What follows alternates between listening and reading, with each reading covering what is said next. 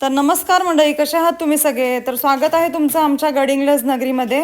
तालुक्याच्या बाजारला आम्ही आज आलो आहोत. तर बघू शकताय तुम्ही हा हिंदवी स्वराज्य निर्माते छत्रपती शिवाजी महाराजांचा अश्वारूढ पुतळा, अगदी मनमोहून घेणारा हा पुतळा आहे. कचेरी रोड पासूनच आम्ही बाजार बघण्याची सुरुवात केलेली होती. तर गडिंग्लज मार्केटचे महत्त्वाचे वैशिष्ट्य हे आहे की आजूबाजूच्या भागातील गावातील लोक स्वतः पिकवलेले शेतातील भाजीपाला विकायला इथे येतात आणि फ्रेश भाजीपाला इथे मिळतो. तुम्ही बघू शकता ही समोरच आहे कचेरी. जिल्हा न्यायालयाची कामे देखील आता गडिंग्लज तालुक्यामध्ये होतात, त्यामुळे लोकांचा खूप सारा वेळ वाचतो.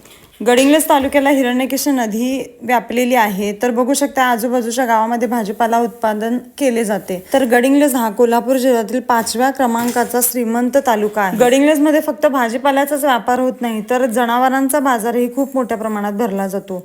होलसेल गुळ विक्री होते. इथे मोठमोठी प्रसिद्ध असे कापड दुकानं देखील भरपूर आहेत. इथे पंचायत समिती आहे, जिल्हा न्यायालय आहे, सर्जन असे डॉक्टर असलेले वैद्यकीय केंद्र, मोठी मोठी हॉस्पिटल इथे उपलब्ध आहे. तर अशा तालुक्याच्या ठिकाणी मी 2-3 महिन्यानंतर शॉपिंगला गेले होते. घराचा किराणा सामान सगळा संपून गेला होता. मी अर्धसैनिक कॅन्टीन मधूनच दरवेळेस सामान खरेदी करते. माझा किराणा सामान सगळा घेता घेता माझ्या मुलाने देखील आपल्या आवडीचे खाऊ पदार्थ सगळे घेतलेले आहेत. बघू शकताय खूप मोठी अशी ही सैनिक कॅन्टीन आहे. खरेदी करता करता बकेट कधी भरले आणि 2,500 रुपये कधी संपले हे कळाले. कसा वाटला तुम्हाला हा तालुक्याचा व्हिडिओ आवडल्यास लाईक, शेअर आणि सबस्क्राईब करा.